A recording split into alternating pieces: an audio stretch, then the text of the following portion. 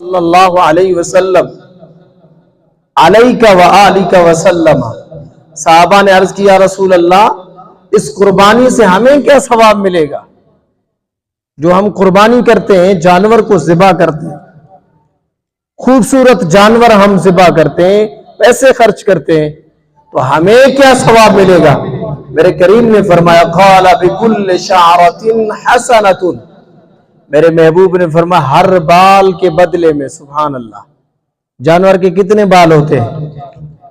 ہم خود اپنے جسم کے بال نہیں گن سکتے، ہے کوئی بندہ کہ سر کے بال گن کے دکھائے یا ہاتھوں کے بال گن کے دکھائے؟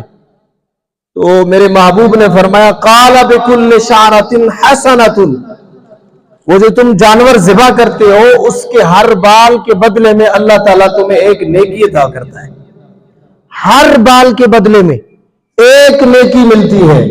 سبحان اللہ، تو یہ کتنا بڑا حسین عمل ہے، اسلام کے اندر کتنا بڑا اچھا عمل ہے۔ اور آگے میرے محبوب صلی اللہ علیہ وسلم نے ارشاد فرمایا قربانی، جب بندہ کوئی قربانی کرتا ہے، مال ذبح کرتا ہے، جانور ذبح کرتا ہے، تو ذبح کرنے سے کیا اجر ملتا ہے؟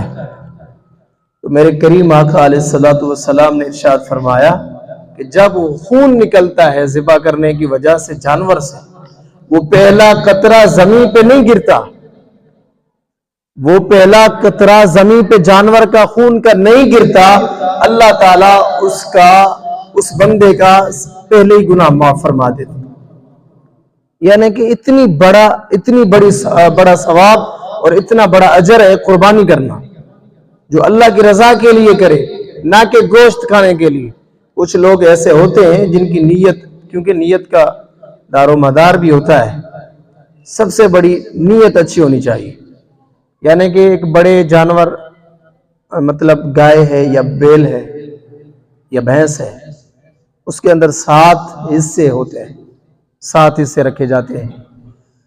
تو 6 بندے ایسے ہیں جن کی نیت یہ ہے کہ ہم اللہ کی رضا کے لیے قربانی کر رہے ہیں۔ مسئلہ سنیے گا، جو لوگ حصے رکھتے ہیں تو دیکھ کے حصے رکھیں آپ بھی، کہ 6 بندے ایسے ہیں کہ جن کی یہی نیت ہے کہ ہم صرف اپنے رب کی رضا کے لیے قربانی کر رہے ہیں، اور 7واں بندہ جو انہوں نے ملا لیا اس کی نیت ایسی نہیں ہے، اور اس کی نیت یہ ہے کہ بس یار گھر کے اندر گوشت مل جائے گا، بچے کھا لیں گے، اور کیا پھر در بدر کسی کو جانا نہیں پڑے گا، تو اس لیے میں نے بھی حصہ ملا لیا، چلو گوشت تو کھا لیں گے۔ 7ویں کی یہ نیت تھی، اور 6 بندوں کی کیا نیت تھی؟ اللہ کی رضا کے لیے قربانی کر رہے ہیں۔ لیکن ایک 7واں جو بندہ تھا اس کی نیت رب کی رضا کے لیے نہیں تھی بلکہ گوشت کھانے کی تھی۔ تو فتویٰ یہ ہے، مسئلہ یہ ہے کہ ساروں کی قربانی نہیں ہوگی، کسی ایک کی نیت خراب ہونے سے